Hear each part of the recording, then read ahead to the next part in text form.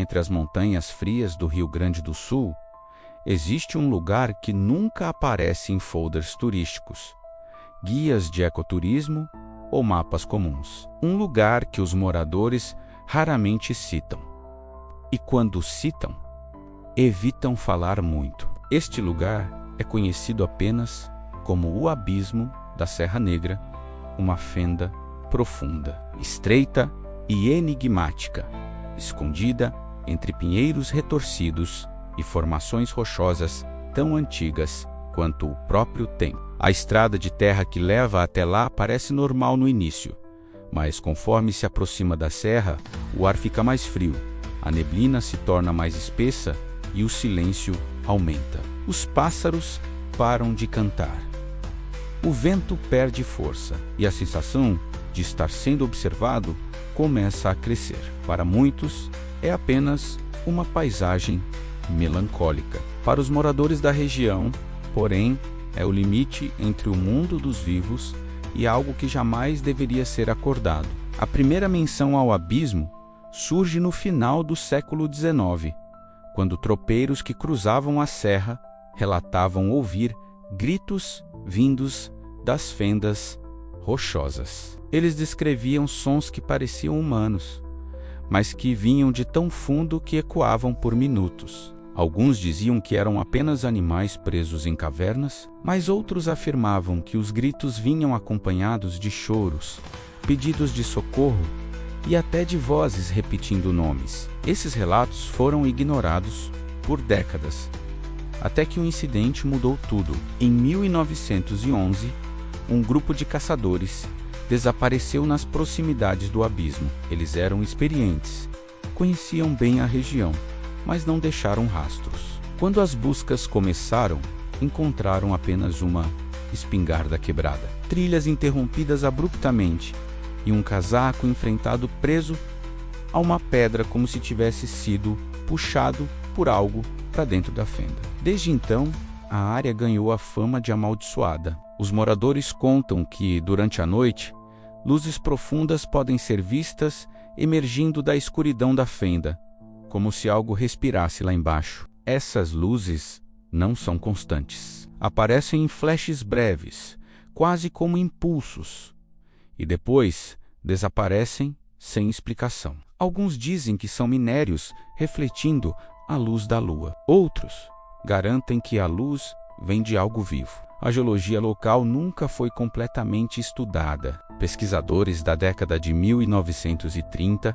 tentaram analisar a profundidade da fenda usando instrumentos manuais, mas desistiram após os equipamentos caírem para o fundo sem jamais tocarem o chão. Estimaram, de forma incerta, que o abismo tinha pelo menos 300 metros de profundidade.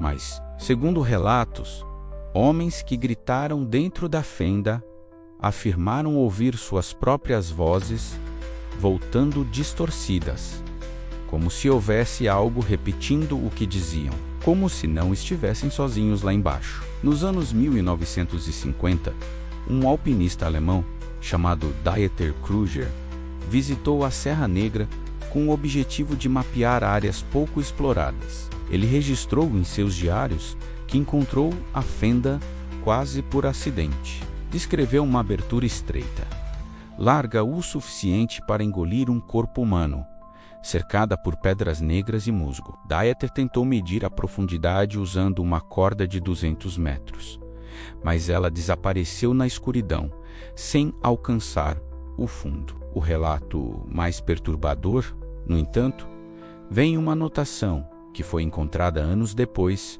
a vozes lá embaixo. Disseram meu nome. Dieter desapareceu 2 dias depois. Seu corpo nunca foi encontrado.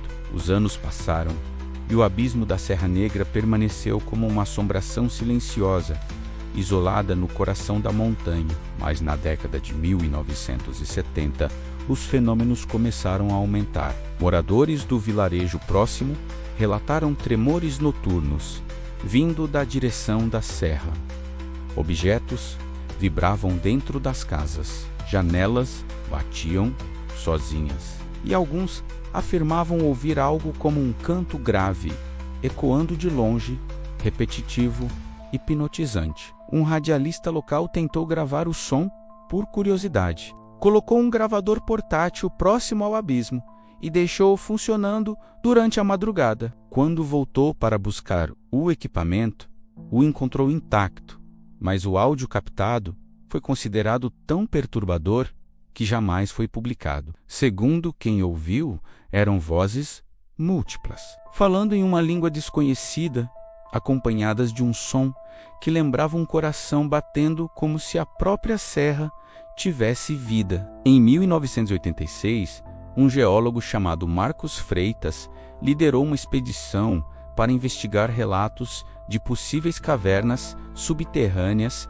capazes de colapsar. Ele e sua equipe se aproximaram da fenda com cuidado, instalando medidores de vibração. Nas primeiras horas, tudo parecia normal, mas durante a noite, uma forte oscilação elétrica atingiu os aparelhos, queimando baterias recém-instaladas. O mais estranho, porém, foi o que ocorreu com as bússolas. Todas começaram a girar descontroladamente, como se não houvesse norte. Isso indicava uma anomalia magnética rara, e os pesquisadores decidiram recuar. Horas depois, um dos integrantes da equipe desapareceu. Seu último registro de rádio dizia apenas: "Eu ouvi alguém chamando por mim." Ele não voltou mais. A partir desse ponto, a fama do abismo cresceu. Curiosos, caçadores, trilheiros e até exploradores tentaram encontrar respostas. A maioria desistiu antes mesmo de chegar perto. Os que insistiram descreveram a mesma sensação: um peso no ar, uma pressão no peito, e o som de algo se movendo longe demais para ser humano, mas perto o bastante para ser ouvido.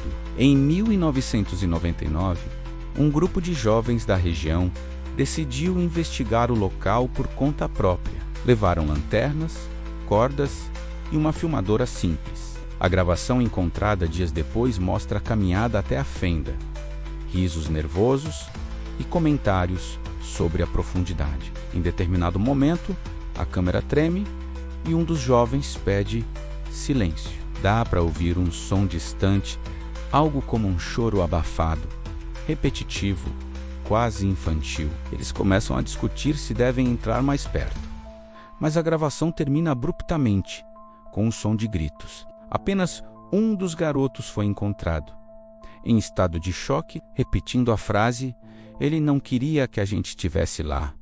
Ele nunca mais falou sobre o assunto. Em 2008, novos relatos começaram a circular. Fazendeiros das proximidades afirmavam ver figuras escurecidas à noite, paradas na beira do abismo, imóveis como estátuas. Quando alguém tentava se aproximar, as figuras simplesmente desapareciam como se nunca tivessem estado ali. Em uma ocasião, um homem jurou ter visto um braço saindo da fenda, como se algo tentasse subir.